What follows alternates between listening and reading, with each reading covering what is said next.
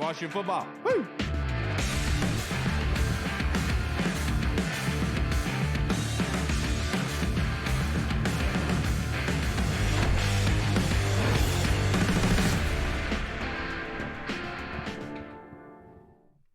Hello, everybody, and welcome to the Burgundy Zone. It's a happy Friday, a day after Thanksgiving. I hope everyone enjoyed the holiday. I am your host, Kyle. I am joined by my co-host, Michael Hall. Reed will be showing up here momentarily, but we are joined by brother of the podcast, family member of the pod. I hope you had a happy Thanksgiving, Logan. How are you doing tonight? I'm great, man. Had a great Thanksgiving. Nice to be talking some football on Monday Night Football. It's exciting, man. Yes, it is. It's huge because Washington is now 4-6, and we saw last night in the graphics supplied by CBS that they're in the wild card hunt here. And going against Russell Wilson's Seattle Seahawks, this Washington fan base knows this Seattle team all too well with Russell Wilson at the head. So that being said, Logan, I have to ask you, what can Washington do to limit Russell Wilson's ability as a runner and as a passer?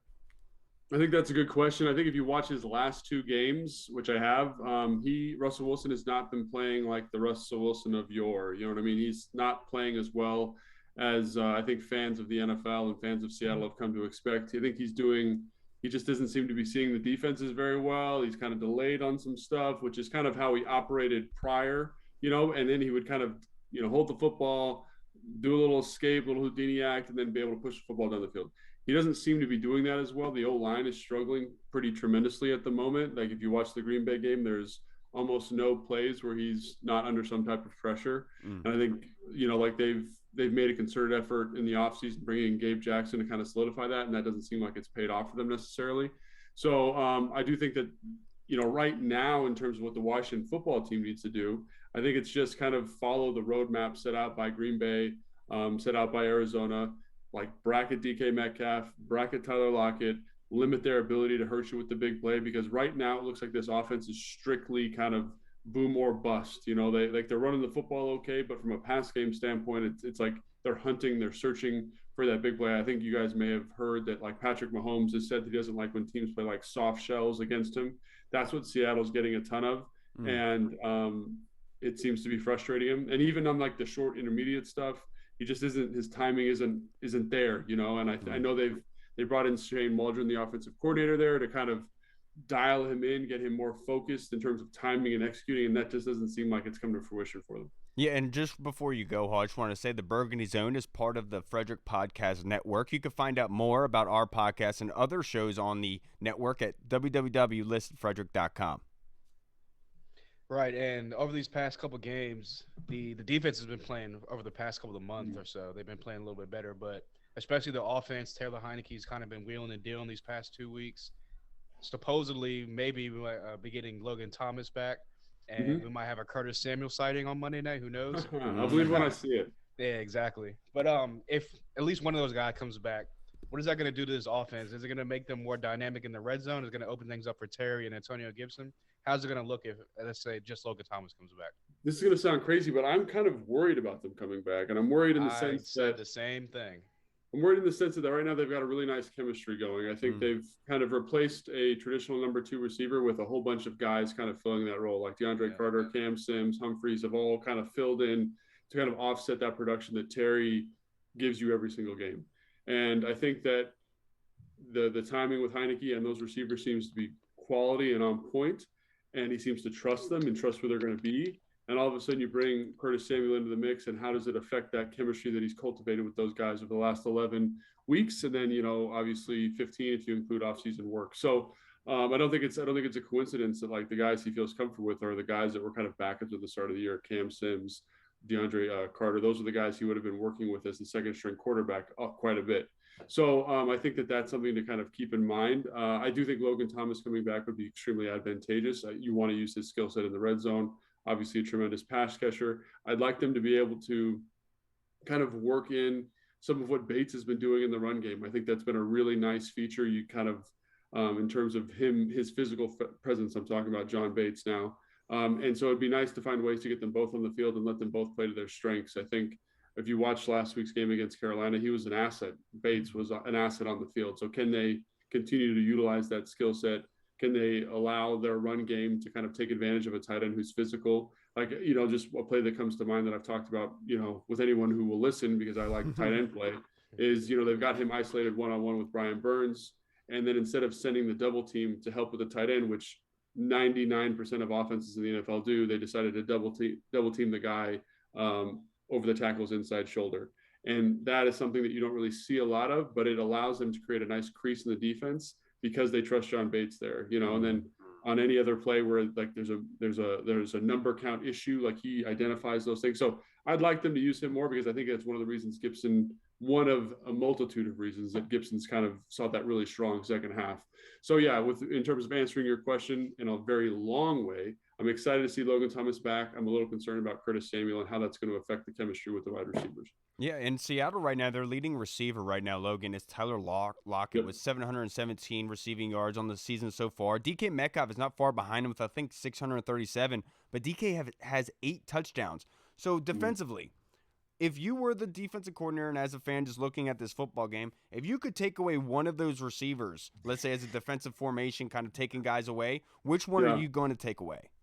Well, I don't know. It's a tough question, because you look at DK Metcalf's production over the last 2 weeks. I think he's been held under 40 yards receiving 2 weeks in a row, and he's obviously been very frustrated. He got kicked out of that. I think it was the Green Bay game. But Tyler Lockett has had some really explosive games during that time period. And you say, is it because teams are really focusing and giving DK a lot of attention? I mean, Lockett's also getting a lot of attention, but it's different. It's not quite with the same consistency. I think teams, when you watch them, they tend to fear Metcalf a little bit more. So, and then Lockett's been very productive. He had 12 catches against Jacksonville for like 170 yards. He had, I think, 4 catches against Arizona last week for 110 or something like that. I don't remember the exact statistic, but he's been pretty consistent over the course of the season. And it's interesting because a lot of his plays have come out of rhythm, and like all these explosive plays within the offense have come because Russell Wilson's escaped pressure and thrown this deep ball to Lockett, kind of making a play. So I do think that while Lockett is a dangerous weapon, I think if the defensive line, quite frankly, maintains a good rush angle, then you kind of negate both of them, because they haven't been making plays in the context of the offense. So if you can keep Russell from kind of blossoming out and making these plays, I think that's really going to be the key, in my opinion. It's not, can you stop this? Can you stop Metcalf or Lockett? It's, can you negate Russell's ability to extend the play? Okay. That makes a lot of sense. And I know you kind of talked about their matchup against Jacksonville. Seattle has lost the last 5 of the last 6, and the only win there was against Jacksonville, which should tell you a lot about the Seattle Seahawks team. They've taken a big step back. My next question to you, what our offense going up against the Seattle defense? They're 31st in yards per game, 24th in rushing yards and in rushing yards allowed. That kind of goes to Washington's strength. So how do you see this offense attacking the Seattle defense? Yeah, it's interesting. When I watch, I'm aware of the statistics and Seattle's current kind of dysfunction on offense and defense. But when you watch them, like, they're playing pretty good football. I think they're like 7th in points allowed or something like that. I don't know the exact statistic, but something in that ballpark. So obviously, like, they're giving up yards, but they've been really productive in the red zone, and they've lost out on some turnovers in some critical games. Like, they had an interception return for a touchdown that the ball came out or whatever, and against Arizona, they had a fumble, same type of thing, right? So they've been really opportunistic. They just haven't capitalized on that quite yet. I think they've got a physical front. There's nobody in there that like really scares you. You're not like, oh my gosh, so-and-so's there, right?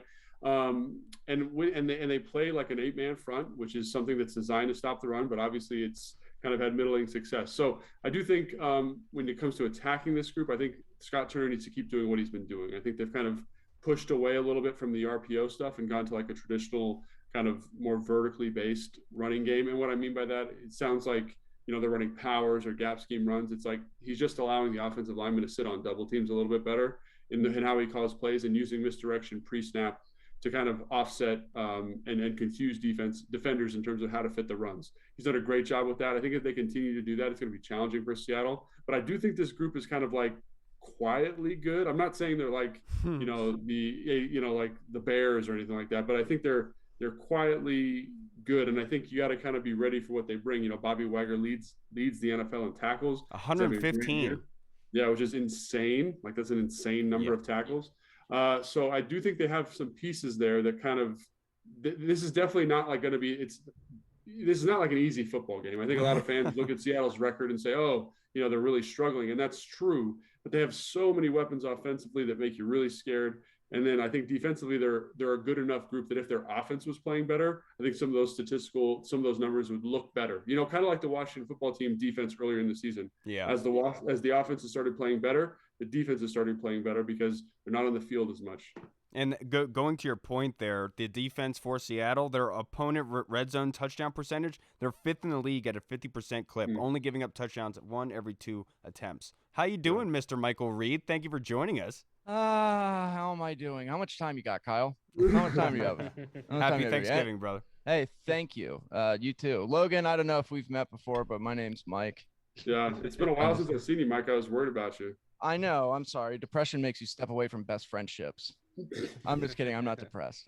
Is that your kid in the background? What's going on there? Yeah, he's being a menace right now. I'm on baby duty for the next like 20 minutes, and all this kid has done is poop, cry, and now he's just watching Sesame Street, having the time of his life. And Sesame Street is a good time. What the hell is he? 15 months. So. Oh, dude, he's like right in the Sesame Street wheelhouse. Oh, That's like his little brain is gonna be. Yeah. This is exactly when he started getting caught up in it, just because, why not? They apply. It's like crack for kids almost, I feel like. Yeah. But anyway, Logan, so we'll look ahead a little bit. So one of the interesting things I think has been Washington, as they've kind of clicked, their defense has played better, the offense is on a roll. We all know Taylor Heineke's played well. All of a sudden, Dallas is kind of on the downward spiral. Dallas has lost 2 straight games. And now all of a sudden you kind of look at the schedules, and if Washington wins Monday night, things are going to start getting real interesting, especially when you look at the last 5 games of the season. Those are all divisional games. How do you think that plays out? That is going to be huge. And have you ever seen anything like that before? I feel like every year this division's always kind of like that. It's always kind of like it becomes an interdivisional like melee, and I think when you look at Dallas, like they're obviously very, very talented, but they're banged up a little bit at receiver. They're banged up a little bit on the O-line, and they've, especially the last probably, I want to say 4 weeks or so, and that's really affected how productive that offense has been. Tyron Smith has been out. They've kind of been musical chairs. I think he came back last night, but then they were rotating their right tackle, which seems like a ridiculous thing to do, but whatever, they can do whatever they want. They're Dallas.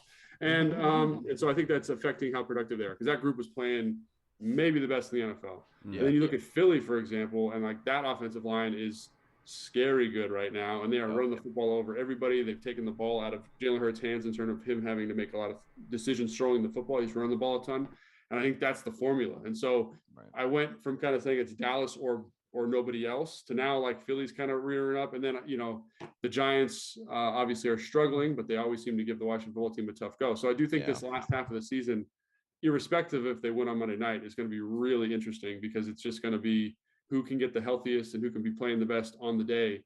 And, I do think Dallas's roster when healthy is probably better than Washington's. I think Philly, to be quite honest, their roster is probably better than Washington, but I do think Washington is playing really nicely as a group at the moment. And that's a scary thing. They're playing a physical, like error-free brand of football, which is fantastic. And that's what you have to do when you've got maybe you're missing some pieces in terms of firepower offensively. Right. Yeah. And I'm sorry, real fast. You kind of touched on it. Another offensive line that's kind of playing scary good has been the Washington football team. Do you see Brian Baldinger's breakdown of Eric Flowers? No, I missed it. He said he called him Russ Grimm multiple times. He said that really playing like the Hogs 2.0. Yeah, you got to check it out. It's really good. I mean, it's check it out. I mean, I've been saying for a couple weeks now that Eric Flowers is kind of like the man in the offense that no one's talking about. He's been playing really physical. He's playing really consistent, and so I'm glad that he's getting some recognition for that. Yeah, he's definitely been having a huge season this year. I mentioned earlier about how the defense over the past, let's call it 5 or 6 weeks, has been playing a little bit better, gelling on the back end more. The defensive line has been a little bit more pressure. And then you look at the offense as well over the past, let's call it 2 weeks, where prior to that, the red zone offense was pretty bad. They were moving the balls from 20 to 20, but the red zone offense was pretty bad. And it seems like Tyler Heineke's kind of fallen into his own. What do you think has been the biggest reason for Taylor Heineke's turnaround these past 2 weeks? That's a great question, man. That's the $1 million question, is what is causing them to change, because these are probably 2 of the better defenses that they played against this year. And to get totally like psychological on it, it just looks like a more confident football player. Like I think I told you guys this. I don't know if I told you, but I went back and watched the New Orleans, Kansas City, and I broke down the red zone, and he's missing all these throws, he's missing all these reads, and you're kind of like, ugh. And then all of a sudden, these last 2 games, those things are not a non-issue. Like he's hitting those throws, he's hitting tight window throws, he's making the correct reads, he's understanding when to scramble, and like that's to me just good quarterback play. He's being kind of the ultimate point guard. He's getting the ball where it needs to go, and he's taking care of the football. And so if he can sustain that, this team can go a very long way.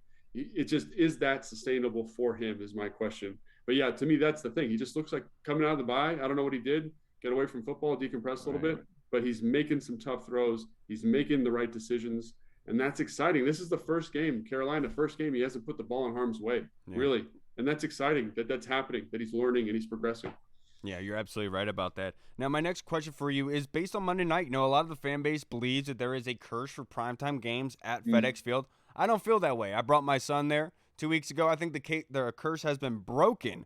That being said, Logan, I like the unsung hero kind of mindset with this question I'm going to ask you.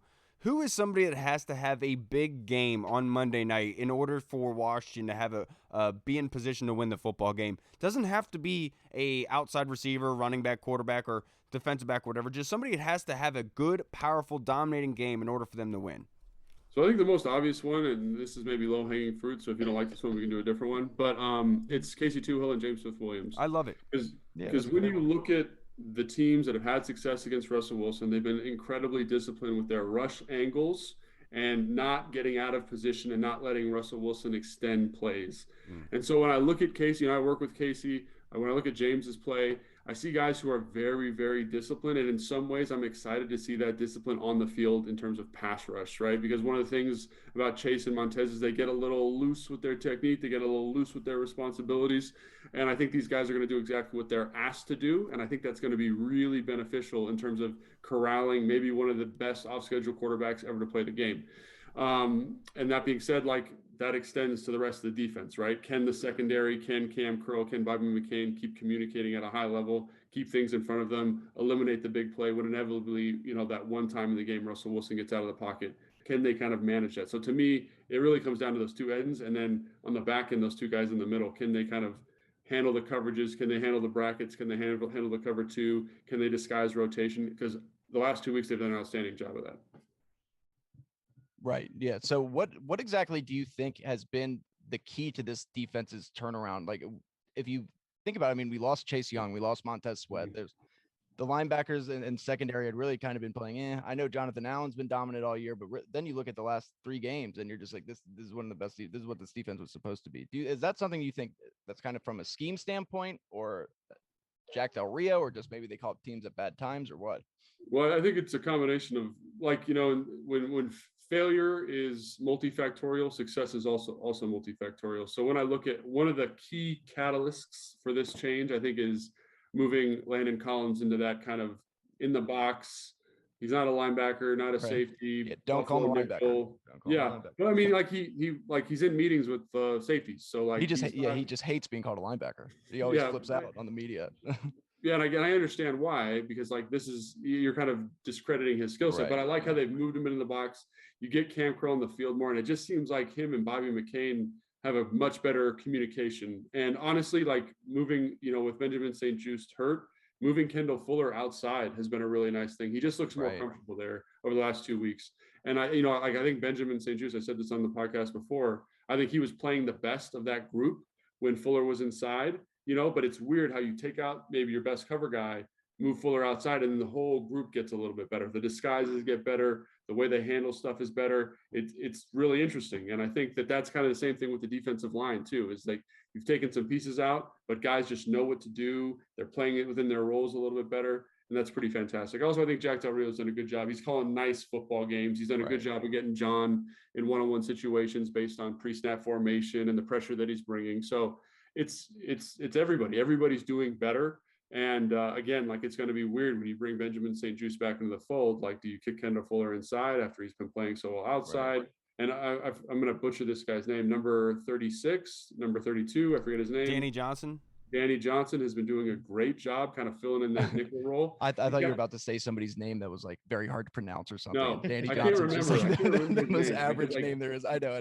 He was 32 in the preseason. He's 36 now, whatever it is. But anyway, he's done a great job in the nickel role. He's gotten burned a couple times, but he's made also some nice plays, which is great. And that's what you need from the nickel. And I think they've done a good job with that too. So everybody's kind of stepped up in the same way that everybody in the offense has stepped up. And I think the most important element is that everyone is making plays. Like, you're, instead of being, a foot too short, you're hitting the ball out of the hand now. And I think that's hard to quantify. That's study, that's getting more comfortable. That's all those things, but ultimately you got to make the play, and they're making it now. So that's cool. Right. Yeah, definitely. And every time you come on, I feel like I have to fit in an Antonio Gibson question in there just because I feel like we had both like those high expectations for him coming into the season. You better ask about the fumbles. Yeah, no, well, first of all, yeah. How are the fumbles are the fumbles going to be a huge thing going forward is the first question. The second question is, it seems like after the bye week, he's come out and kind of looks like he dipped into the fountain of youth, but maybe just the shin splints are a little bit healed up. Do you think it's the shin splints that are healed up, or do you think it's more of them playing with the league, Scott Turner's getting more comfortable, calling plays, and the personnel that's in there already? Or what do you think is attributed to his second half of the season? Also, are his hands still slippery from dipping them in the fountain of youth? Is that why you keep That might be why he's dropping the ball. Okay, so good question. I think when you watch him, just turn the tape on. Just watch him post-buy and watch him pre-buy, and you see a guy who is moving like he was week 1, week 2 of the season. He's moving quickly. He's moving explosively. He's running powerfully. He's seeing the holes nicely, which I think is also correlated to how Scott Turner's calling runs, the runs that he's calling for him. But I do think he looks healthier to me. He looks fresher. And I think that's one of the benefits of a midseason buy is you get that kind of boost for guys, And I think as much as everyone wants to say it's shin splints, I think he had a stress fracture in his shin, which is probably brutally painful because I've had him in my feet before and it just feels like you're stepping on nails. So I can't imagine what that in your shin is like. So I think he looks way fresher. I think he looks much more explosive, much more dynamic. And this is the guy that we saw through the first 2 weeks of the season. Now, you're talking about fumbles. I think this is just kind of a natural progression of a guy switching to running back. When you get a guy who's playing receiver, they're used to being in space. You don't have to have the same kind of all-consuming ball security philosophy that you do at running back. Like even the fumble he had against Carolina, like that's a really tough fumble. He sees the cut, he sees the hole, he's making a cut, and then out of his periphery, it looks like there's nobody there, right? And then the ball gets tipped out because he's just a little loose with it. Like running back, you need to kind of be obsessive about ball security in a way that no other position does. So I play tight end. It's much different than a running back. Receiver, quarterback, everybody's different than running back because you are the focal point. You're getting hit. It's kind of, you're in a sphere of people trying to rip the ball from you, as opposed to when you catch the ball in space, there's one person here and one person here. Does that make sense? Yeah, it does. Yeah. Now, to wrap this up, Logan, I have a 2-part question for you. My first one being, you kind of already brought up Bobby Wagner leading the NFL in tackles with 115 through so far in the season, which is outstanding. It's incredible. What can Washington do to kind of execute on this defense by going away from Bobby Wagner? What have you seen in Bobby Wagner's game where they can actually exploit some of his weaknesses?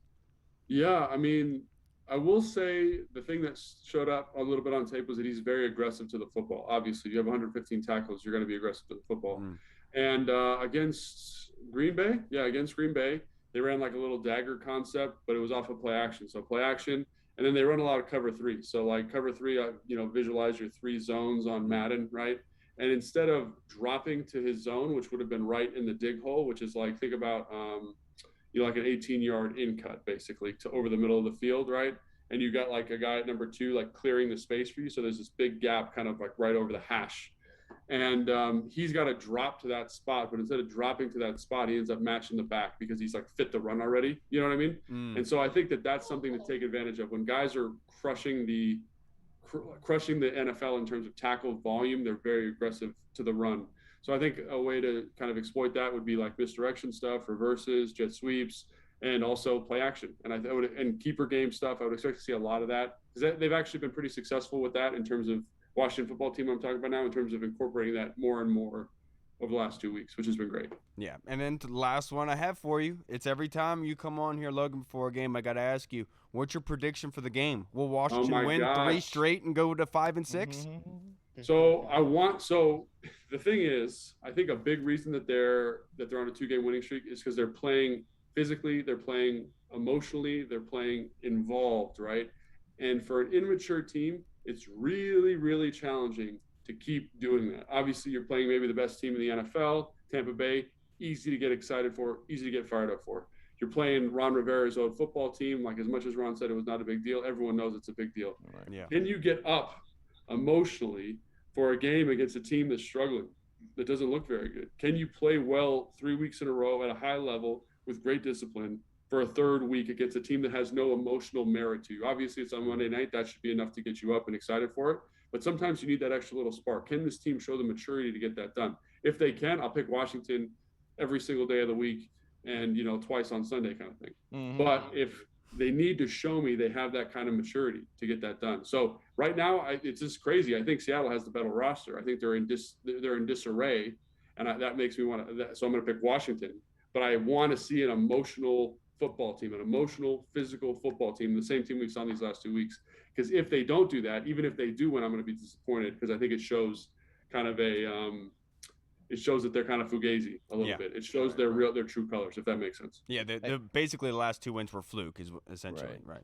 I mean, it's not a fluke, but it's almost evidence of that. Yeah, it's like that they're instead of being the team from the last 2 weeks, they're the team from the first 8 weeks of the season. Right. Okay. Right. Hey, real fast, what is up with John Bates? Why do we have so much success with tight ends, Logan? You're a former tight end. What is are we just good at scouting tight ends? I mean, you look at Ricky Seals-Jones, John Bates. I think a little bit of it's coaching, and I think a little bit of it's like doing your due diligence. So I watch the top 10, top 15 tight ends of the draft every year, and he was on 0 of my lists. And if sometimes he was like the 20th guy, like priority free agent. And then, so when he got drafted, I was like, ooh, he wasn't on the list that I was getting, right, or that I researched. So was this the right pick? But when you watch his tape from college, you're like, this dude's a baller. He's physical, he's tough, he's big, he's athletic. And so whoever is in the scouting department that went through that list and was like, we got to watch all these guys, I think that's the right thing. Because when they picked him in the 4th round after watching 2 games, I was like, this was a fantastic pick. Yeah, and that's just good awareness of your talent pool. You know what I'm saying? Yeah. It's the same thing with offensive linemen. If you look at this offensive line class, like Cornelius Lucas, they've done a great job developing him. Yeah. Wes Schweitzer's played outstanding this year. Sam Cosme was supposed to be a project. He's not. He turned it around fast. Larson got plugged in and did well. Yeah. They've done a great job. And I think that's so – and, even Eric Flowers to a certain extent, right? So I think that's so important to – they've done a great job of not only finding the right people that fit their system, but also developing those guys. Right. And so that's I think with tight end, that's great evidence of that. I think the coach here is very good. He's got a very high standard when you hear him talk about his guys. And I think that's part of it is coaching, talent evaluation, and they've done a great job of that. And Absolutely. People forget Logan Thomas was a 3rd-string tight end before he came here. Yeah. And everybody's like, well, we're going to start Logan Thomas. And all of a sudden that seems so crazy because he's been so good. And he earned himself a contract. Logan, I can't thank you enough, sir. Before you get out of here and enjoy your weekend, you want to plug your Instagram, where we have our own Washington-based Brian Baldinger doing your film breakdowns on Instagram that we absolutely love. So if you want to plug that before you get on out of here, sir. Yeah, Logan_Paulsen82. Talk about some of the run stuff on there, and there's some other stuff that I do with NBC Sports Washington on there too. So if you want to go check it out, really appreciate it. Absolutely, Logan. I can't thank you enough. And also always check out Logan on Washington's episodes that they release with Julie Donaldson and Coach Rivera, the film review. It's awesome. Logan, I can't thank you enough, sir. Have a great weekend, sir. Thanks, guys. Appreciate it. Always good seeing you guys. Yes, sir. Yeah, I'll see you on COD tonight. Yeah, it'll be good, man. All right, guys, we'll see you.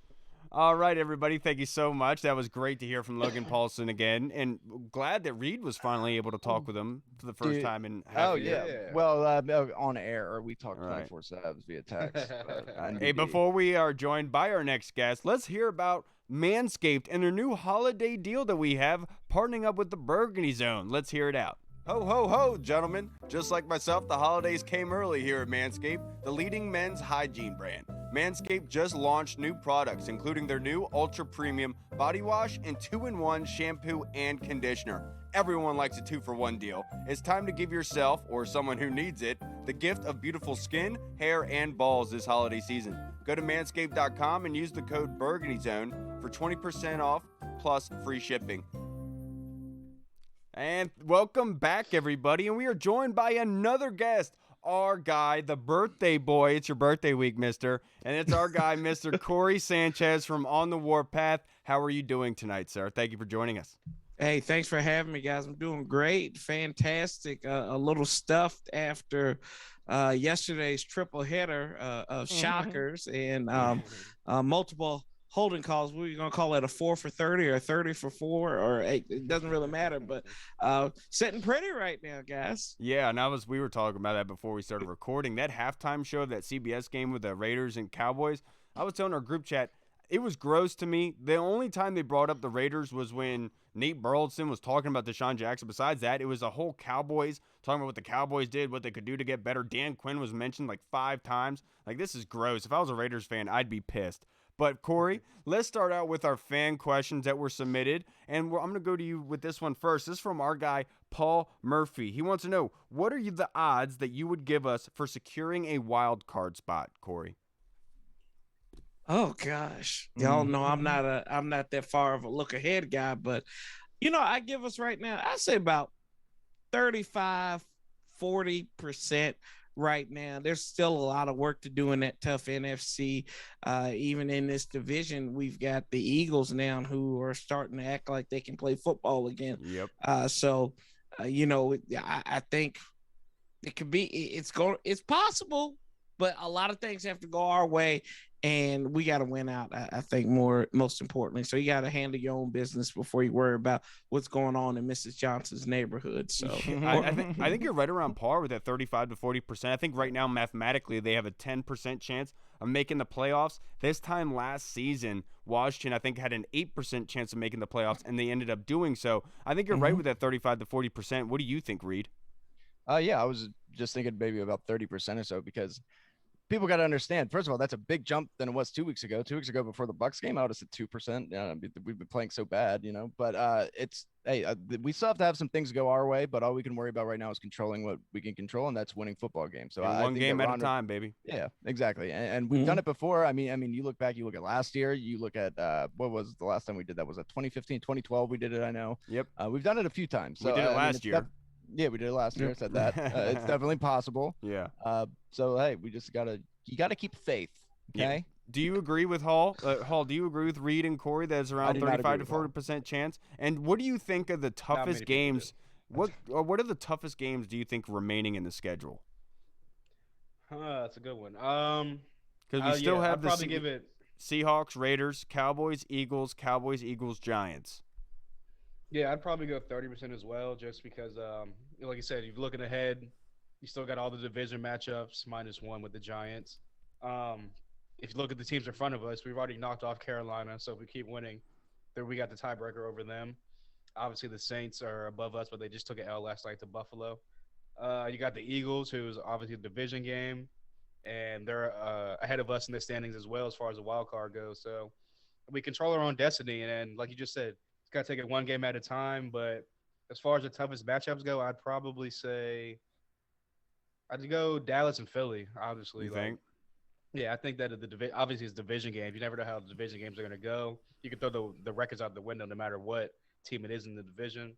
And obviously, like, if you looked at the Raiders last night, you'd be like, oh, the Raiders, that's on the list as well. But I just feel like that was a Thanksgiving game. It was a lot of hype around the game, and the Raiders just like played up to the hype of the game as far as opposed to how they actually have been playing for the past couple of weeks. And I think that they're going to drop back down to reality come us, even though there's a home game for them as well. But I just think that the way the team's playing right now, obviously it has to keep going on Monday with Seattle. But if they can play well against Seattle, beat them, I definitely think that they're sitting pretty. And I would, like I said, I would go with Dallas and Philly as far as the two hardest toughest games on the schedule going forward. I'm the opposite on that. I think the divisional games, because you have that familiarity, so you kind of have that comfortability with it, with those teams, where for me it's the Raiders. I think they're the toughest matchup on the schedule right now, just looking at it, because they can run the ball effectively. It's the throw downfield with Deshaun Jackson, and we know what Deshaun Jackson does against his former teams, right, Corey? So do you think the Raiders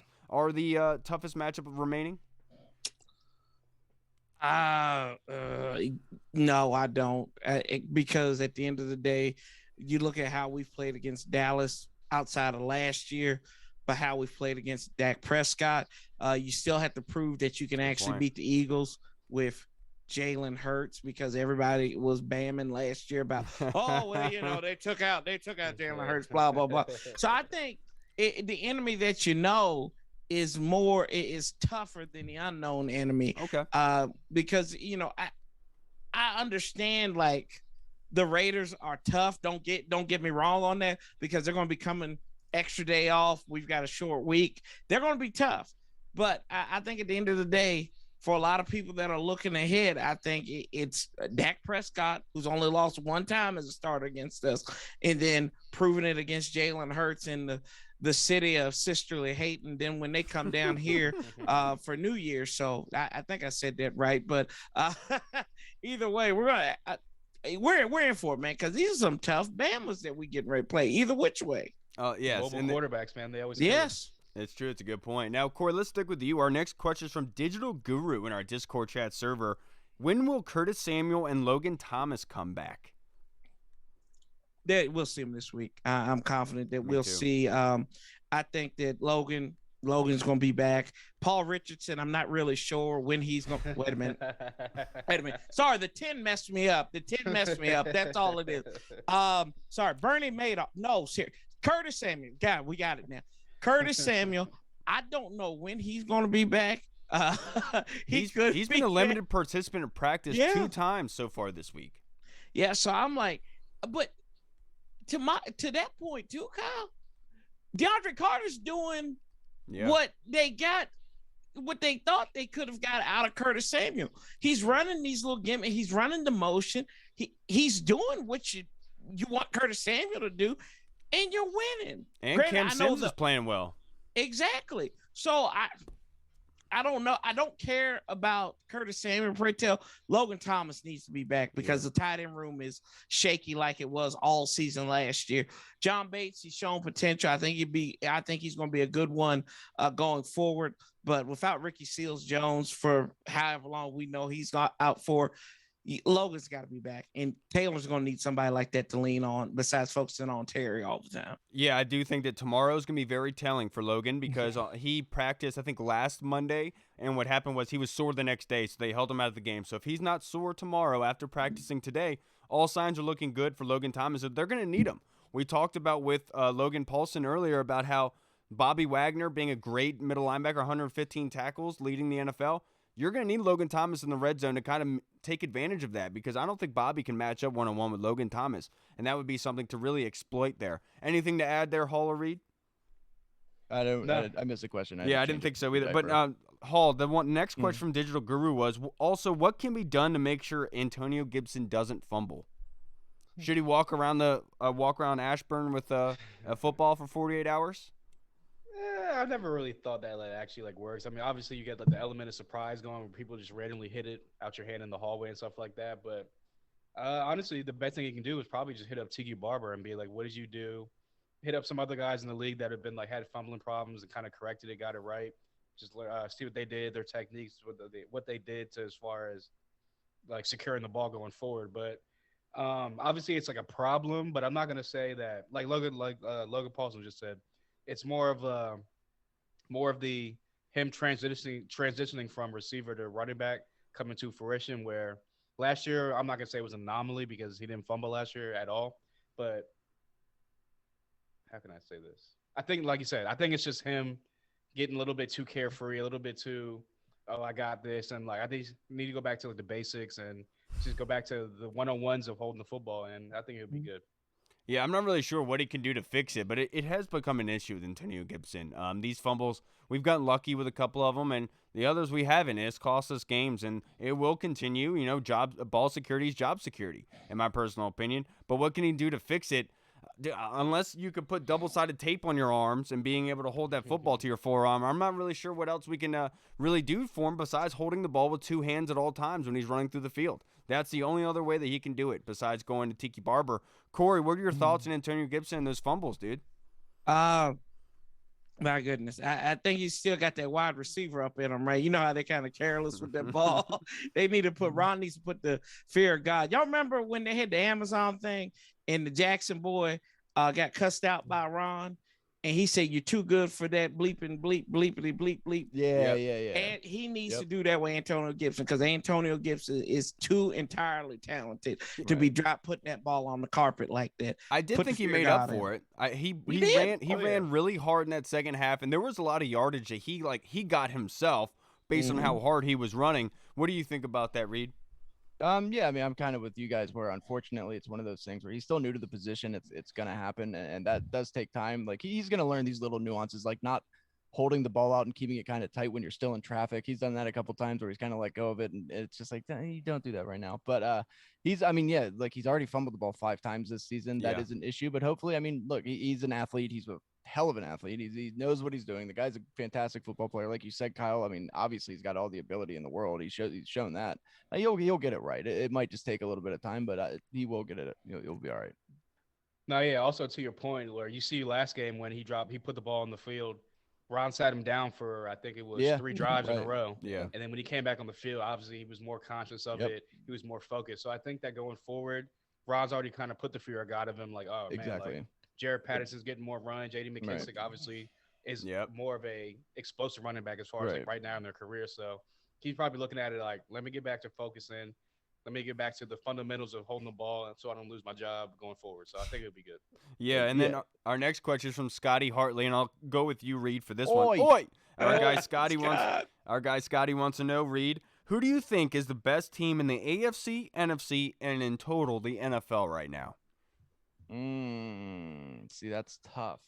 See, if you were to ask me this before Derrick Henry got hurt, I would have said that the best team is probably the Titans, just with the way that they were riding Derrick Henry, the way that their defense was playing, and then everything that Ryan Tannehill does runs off that. I don't know. The best team, I mean, don't look now. I'm not saying that they're the best team, but a team that I do think ultimately will win the AFC and represent them. Don't look now, but the Chiefs are catching fire. The Chiefs are playing very well, and they're a team that everybody counted out, but they're going to be all right. And then right now in the NFC, I mean, let's stick with the AFC. Do you guys? Okay, I'll do AFC. Corey, do you agree with Reed that I don't think that they're the best team in the AFC right now. I will say that they're not, but they will win it. I still like Buffalo. Buffalo's my Super Bowl pick. To go to the Super Bowl. I still think they get it right. The domination, even though the good teams always had that bad game at home, and then they found a way to bounce back. What happened? They got embarrassed by the Colts. Yeah. And then they showed you, hey, Saints had no answer for them. So it's going to be interesting to see, especially with Tre'Davious White now probably being out for the rest of the year. Yeah. But I like Buffalo as the top team in the AFC right now. I would agree with you, but I would say I think the Chargers should give some more respect in this aspect. I think they have played really, really well. It's just that defense, and I think that's the probably missing point with them for me. What about you, Hall? Yeah, I'm probably gonna go. My Super Bowl pick for the AFC was the Bills. I want to say. I think it was the Bills. That's what mine was too. Yeah.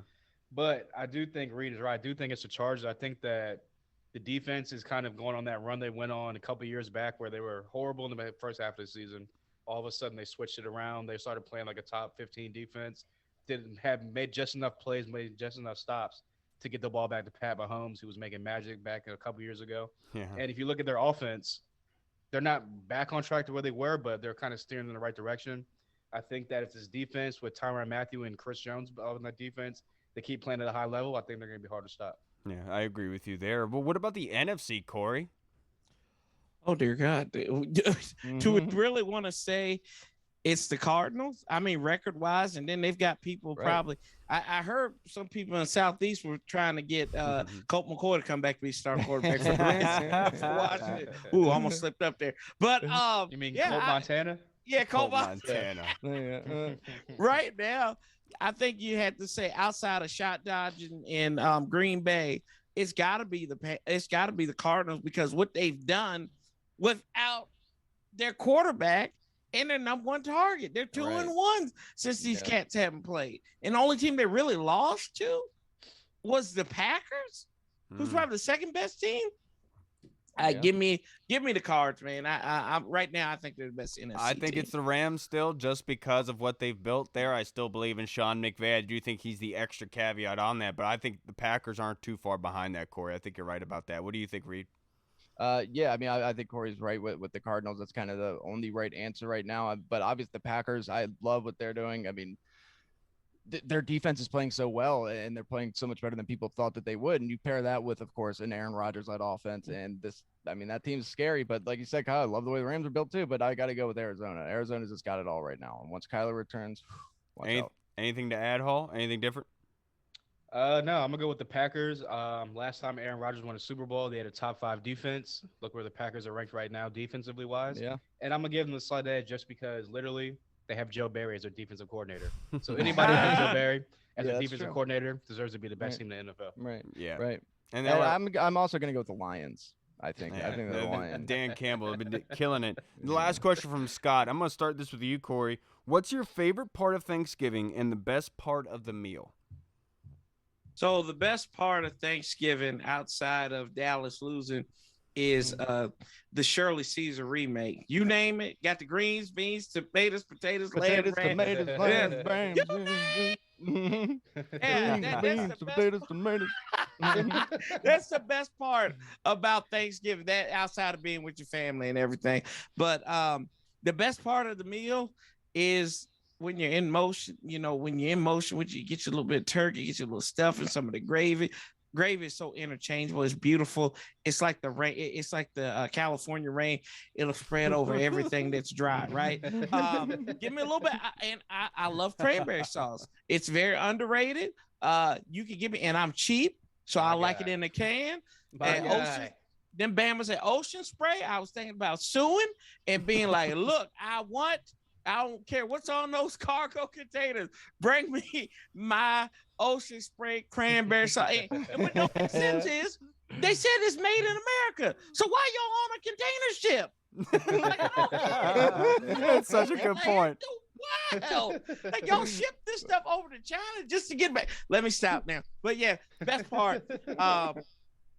That's the best part. That's the best meals, being with family and everything like that, and just eating yourself into a coma and it being legally acceptable. All y'all probably eat the way I eat. Eat the way I look on Thanksgiving. Everybody I look does. Oh, everybody does. I'll tell you that right now. What are you trying to say, Kyle? I grubbed out. But the last question. No, you set him up for that. The last question from the last question. Well, because it's Thanksgiving, we all pig out, dude. What are you trying to say? That we all eat a lot. What my last thing I wanted to get from you, Corey, because Scott's last thing was favorite Washington football team memory on Thanksgiving. Ooh. Oh, last year, no Me too. doubt. Me too. Everybody says the RG3 game, which that was exciting. I agree. But that game, That when you deuces? had Peg Leg Smith going out there playing, and the best part of the game was Terry McLaurin on that tackle on Jalen Smith. Yeah. And then the defense transition. They could have gave up a touchdown, boys. They held them to 3, and then they dominated. Montez Sweat got in on it. Like I said, Antonio Gibson 3 times in a row. Yeah. That by far was my favorite memory. I call every Dallas fan, y'all know how it is up in the DMV. I call them sewer rats because they hide and they make every kind of excuse when Dallas loses. They looking for some cheese. They're looking for some toilet paper or something. Look, it's probably one right now. I got to call exterminate because they down here in Southwest Virginia right now. So I'm like, I had to swat them down, y'all. But that was the best Washington Thanksgiving moment by far. I agree with you wholeheartedly last year. Antonio Gibson hitting the deuces on the Dallas Cowboys defender to the point where they had to make fresh gold sleeve. Yeah, they had to make a rule about it because it pissed Jerry Jones off so much. I loved it. That's my favorite memory. Do you guys have any different Washington football team favorite memories? Thanksgiving? Obviously, like you guys mentioned, the 2012 game. I mean, and the one memory, of course, we all know how fantastic RG3 played, the defense. Then that game, the final score was 38-31. But it wasn't that close. Like when you look back at it, you're like, oh, that was a good game. But it wasn't. No, it was not that close. Right. But the one throw from RG3 to Santana Moss, where Santana Moss hadn't even turned around yet. They were inside the 10. RG3 rolls out to his right and just throws a laser just on a rope. Santana Moss, the ball is by the time Santana Moss gets his head around and his arms down, the ball is just right there, right in his arm, enough for him to get 2 feet in. He's well covered, and it was just the chef's kiss. It was the most beautiful throw I've seen in a very long time. A lot of people tell me it's a fantastic throw. I don't know why I did that. That was a great one. Paul, do you have anything different? In 15, was that the Kirk Cousins when he threw like 4 or 5 touchdowns, whatever it was? When Jordan Reed got hurt. Oh yeah. When he had that diving catch down the sideline, like scored a touchdown. So that's like a close second for me. But obviously, We lost it. That's my guy AG. Yeah. Went ham last year, 3 touchdowns. So yeah. got to go with that as number How one about he spot. went turkey, right? Because I'm gonna leave after that one. I'm out. I like that one, Reed. Good job. Now, to wrap up this episode, guys, we have to get this question from our guy, Big Tony Shivers. Happy Thanksgiving to you, Tony. Going to you, Corey. He wants to know, Seattle's offense has struggled lately. What does the Washington football team need to do to make sure they don't get back on track? Contain Russell Wilson. I don't think, because that has been the bugaboo. Y'all might not have known this. For us, he's always been the bugaboo, especially he's never lost in the stadium behind me. Right. So you got to contain him, not make this into a homecoming. And also you got to be mindful of the Rock'em Sock'em robot known as the what's old DK boy's Metcalf. name? Yeah, old DK. But I want to say DJ for some reason. I forgot it because he's so irrelevant now. Because he punches people out. Right. But I think that's what you got to do. You got to take them boys out of the equation, and then on the opposite side, be mindful of Jamal Adams, because the last couple of times he's been here, when he was with the Jets, he had 4 sacks on us, and then last year I think he made his fingerprint in that game as well. So be mindful of him, and like I said, Bobby Wagner, and I think we got a good shot to win this game and get rid of the Monday night home demons that have haunted this team for years. I totally agree with you. My one thing, what does Washington need to do to stop them and it's getting back on track? One thing is the red zone offense. They're 6th in red zone scoring at a 66% clip, but they're 24th in points per game, 23rd in rushing yards, 27th in passing yards. So if you want to win this game defensively, we have to force them to get field goals. Do not allow Russell Wilson to get touchdowns. You get him down to field goals like Tom Brady, you have a very, very good chance to win that football game, but that's just me. What about you, Reed? Yeah, I mean, you guys all hit the nails on the head, but I'm going to bring up something else. Let's not forget, Taylor Heineke has outdueled 2 former NFL MVPs in back-to-back weeks. I know that they might be a little bit older now, but guess what? They're still pretty good. And Taylor Heineke has been out of his mind. I'm looking forward to the matchup. I know that obviously won't be on the field at the same time, but him versus Russell Wilson. Russell Wilson, of course, it's famous that he had never gotten an MVP vote, right? We're not getting your prediction for the game. We're asking what you're not, Kyle. I'm just talking about something, so watch your mouth. So what does Washington's defense need to do to Seattle's offense? Oh, I didn't listen to that part because you suck at asking questions. Yes. I thought you said. This is Tony's question, by the way. Yeah. Tony, fucking terrible question. So anyway, the defense. Yeah, no. Anyway, we're good. Go on, Hall. I think that. Ridiculous. I think they gotta just have a repeat game plan on the offense for the past. What they had the past 2 weeks, which is control the clock. They had almost a 2-to-1 time of possession. Yep. Against Tampa Bay, almost 2-to-1 time of possession against Carolina. I think that Scott Turner's got to dial up at least maybe 30 plus runs in this game, control the clock, keep Russell Wilson off the field, and score in the red zone, which is what we've been doing for these past couple of weeks. Yeah. And the matchup, Terry McLaurin against these cornerbacks, Terry should easily have a day. Absolutely. Now let's wrap this up with our predictions for this game on Monday night. Corey, what's going to be the score? Is Washington going to go on to 5-6 and break the Monday night curse? And who would be your pick for MVP prediction? Let's go with what's the under there? Let's go. We'll go 24-17, the old football team. I think that Antonio Gibson gets it right. He scores 2 touchdowns and doesn't fumble the ball. And Washington wins it late. It's close, but we win it late, y'all. That's what I got. 24-17. Give me Gibson as the MVP also. AG MVP. Okay. What about you, Fantasy Hall? football team would love that. Right. Boom. I will go. I do think that we control the clock again like we did the past couple weeks. I think we keep Russell off the field. I think that this defensive line continues to get pressure and push the pocket in, which will get Russell Wilson off of his mark. I got Washington winning this game and staying on pace for that 7th seed in the playoffs. I will go. It's going to be a low-scoring game. Actually, you know what? It's not. 25 points. That's the mark. Anytime they've scored over 25 points, they've got a W this year. So I'll go 27-23 Washington. And I'm with Corey. I think that that's a great little stat you had there.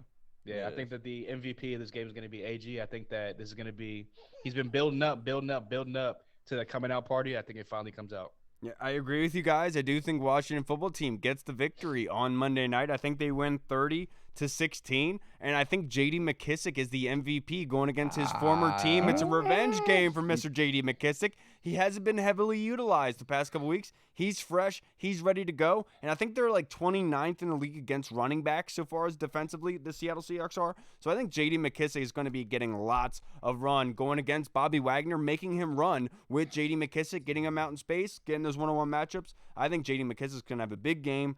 30-16. Whole lot of field goals, baby. What do you think, Reed? Yeah, no, I love that. I was actually going to pick J.D. McKissick as my guy. But anyway, like I was saying about Taylor Heineke, let's just see if he can outdo Russell Wilson here. That's what I was trying to get at earlier, and I messed up. But no, I'm gonna go with the final score, 28-24. And yeah, but I don't even think it'll necessarily be that close. I'm going to call it right now. Washington's going to roll through this. Washington's going to have themselves a day. Taylor Heineke's going to continue the 70% plus completion percentage job that he's been doing. AG's going to get back on track. And I'm just feeling good. I'm feeling loved. Thanksgiving just happened, and I just really want this to happen. Okay, I need this right now. Yeah, I need it. I need a convincing win. Weird thing about Seattle's offense, they're 31st in third down conversions so far this season. So Washington has to be able to get off the field like they did last week. We talked to Mitch on Monday, and he talked about Cam Newton played a lot into their not being able to convert on third downs. They're going to have to prove it this week. Get that, make sure that they can't get first downs, keep them at that 32%. Yeah, my MVP, since you took mine, I was going to go with McKissick, but I'm going to go with the entire offensive line. This offensive line has been so impressive this season. Nobody talks about them ever, but they bullied the hell out of the Panthers last week. Yes, they did a fantastic job against the Bucs the week before. So, calm down. So, yeah, that's it. All right, everybody. Thank you so much for tuning into this episode and pre-gaming for this big Monday night matchup. Thank you so much for tuning in with us. I hope you guys had a happy Thanksgiving. And Corey, thank you so much for joining us, sir. I know you're a very busy man. Happy birthday. We hope you had a happy Thanksgiving, my brother. You are one of the best people, not only on YouTube, but on Twitter and the podcast community, Corey. Everyone loves you. It's for a good reason. Yes. Before we get out of here, just in case anyone watching that doesn't follow you or subscribe to you already, even though you got 10,000 subscribers on YouTube. Y'all need to stop that. Y'all need to stop that. I told y'all. Mr. Famous Man himself right here, Corey. If you want to plug your stuff in just in case. Yes, on the Warpath, this little guy right up here. You can find me on YouTube, and then at Sanchez405 on Instagram, Twitter. Petty C is what they call me now because I just I'm just disgustingly petty this time of year. So but I appreciate you guys. Kyle, you're great, man. Thank you so much for reaching out to me. I think this was third week, and Kyle said, third strike and you're out, buddy. You never come back on here. He's so busy. Yeah. He's so busy, man. I will say, Corey, I can listen to you talk about anything and always have a good time. I appreciate it, Reed. Talk, I love it. Definitely. I'm always interested in what you have to say. Appreciate you, Reed. Appreciate you, Hall. Thank you, guys. Of course. All right, everybody. Enjoy your weekend. Good luck on Monday night watching the football team get the victory and breaking the curse and moving on to 5-6 on the season to win 3 straight. Let's hope it gets it done. All right, everybody. I'm Kyle. I'm Hall. And I'm Chris Hansen. Why don't you come please take a seat? All right, everybody. We'll see you guys on Monday. Washington football. Woo! Hey, what's up, everybody? It's Kyle. I just wanted to say thank you so much for watching. And if you liked what you saw, make sure you hit the subscribe button and the notification bell. That way you get notified when anything new is uploaded to the channel. Also, we just launched theburgundyzone.com. You can go there and find all of our latest news, articles, and the latest episodes that are uploaded. Again, we also have the Discord chat server, where all of our VIP folks are in, like Andy Burrows, Scott Hartley, Sergio Martin is in there as well. Don't miss out on the Discord chat server.